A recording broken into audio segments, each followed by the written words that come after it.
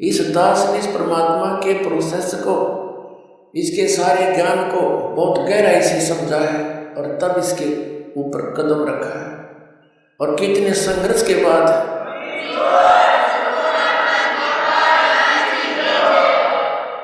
ये दास junior engineer civil Haryana में नौकरी करता था, इरिगेशन डिपार्टमेंट। जब से ये ज्ञान हुआ, एक नारी तड़प पड़ी और ये सोचा करता था कि भगवान ये सभी मेरे जैसे दुखी हैं, सभी परमात्मा के लिए भटक रहे हैं। कोई सालासर जाता है, कोई वैष्णो देवी, कोई अमरनाथ की इतनी भयंकर पहाड़ियों पर चढ़ जाता है, वहाँ मर भी जाते हैं बर्फीले तूफानों से, फिर भी जाते हैं, अगले दूसरे हिचकते नहीं। और ये ज्ञान यदि आपके बच्चों तक पहुँच जाए, भक्ति तेन करनी है तो यह अच्छी भक्ति करेंगे तो काम आओगे तो डरे डरे।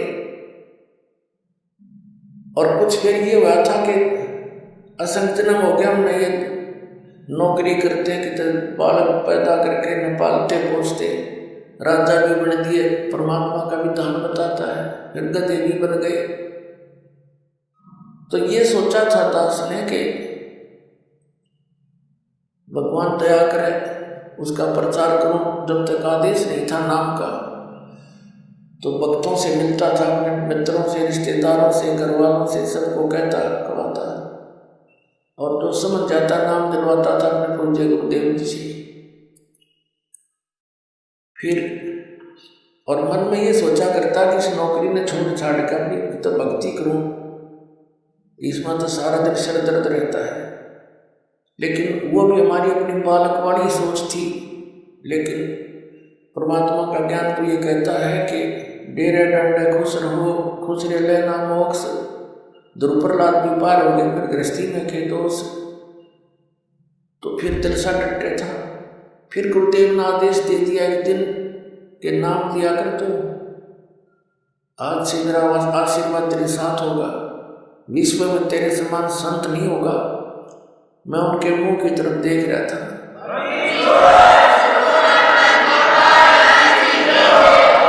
क्योंकि अपनी औकात से जीव खूब परिचित होता है, मानने से ना मानने। मुझे अपनी स्थिति का पता था कि जितना वजन इन्होंने दास पर रख दिया इस योग्य नहीं है। फिर भी मेर है उनकी, गुरु मेर करे तो कागज हंस बना दे। तो उन्होंने कहा तेरे साथ रहूँगा, चिंता मत करना। और आज से सभी जितने उनके शिष्य थे सबसे कह दिया था कि आज के बाद मैं तुम्हारा गुरु नहीं हूँ, आज से दोबारा इसे उपदेश ले लो और इसको गुरु बनाओ, इससे तुम्हारा मोक्ष होगा। अब यह बात भी निवार गल उतरे थी कि वो तो मौज है उनकी।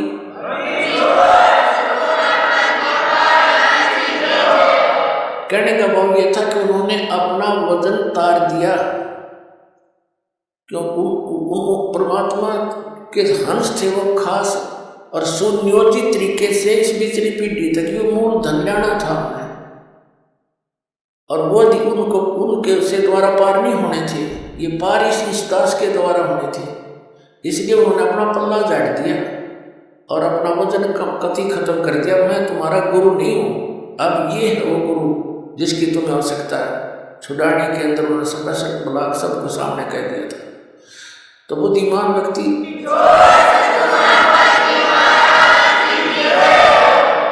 तो पहले तो यूँ था भी चलो परमात्मा का भी दान है, भक्ति भी करेंगे, अपने बच्चा में भी रहेंगे।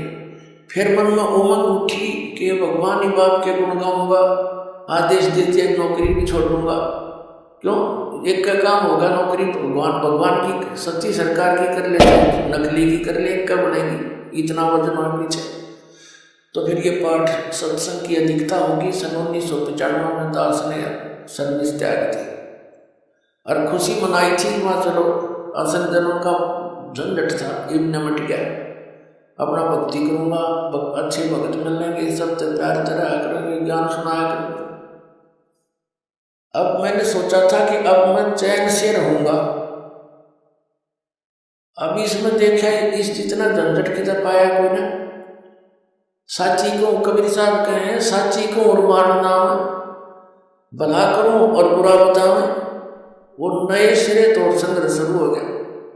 जिस भी गांव नगर में हमने जाकर सत्संग किए, 2-2, 3-3 दिन घर में पाठ करके सत्संग सुना करते थे, तो उस नगर के तो वो नकली संत 1-1, 2-2, 10-10, 20-20 सब गाँव में बैठे, उनको पता चले वो तो ब्रह्मा विष्णु महेश के बारे में ये कहता है, देवताओं की पूजा की भी मना करता है, ऐसा करता है। तो वो गांव गांव में शत्रु पैदा हो गए। हम नहीं उनको कुछ शत्रु मानते थे, लेकिन वो रोजी रोटी वाले हमें मानने लगे। तो यहाँ तक बात बढ़ती बढ़ती फिर आपने पता है क्रोधा कांड करा दिया इन दुष्ट लोगों ने। ये जनता के हितैषी नहीं, और जिन्होंने भी परमार्थ की चेष्टा की है ये सदा आगे अड़ते रहे। जैसे ईसा मसीह जी ने सच्चाई कहने की चेष्टा की थी, कर्ज करवा दिया दुष्ट लोगों ने। कबीर परमेश्वर जी ने सच्चाई की ढोल के डंके पे इन्होंने वो दुख दिए इन नकली गुरुओं ने।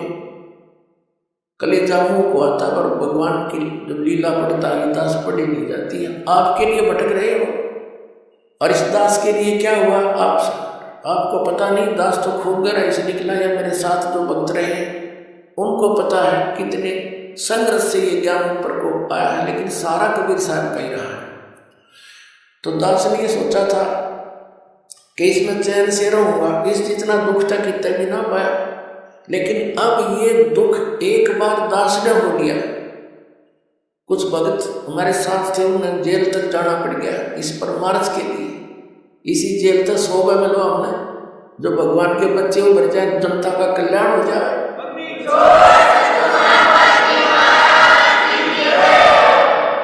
तो उस दिन से लेकर आज तक वो संघर्ष जारी है।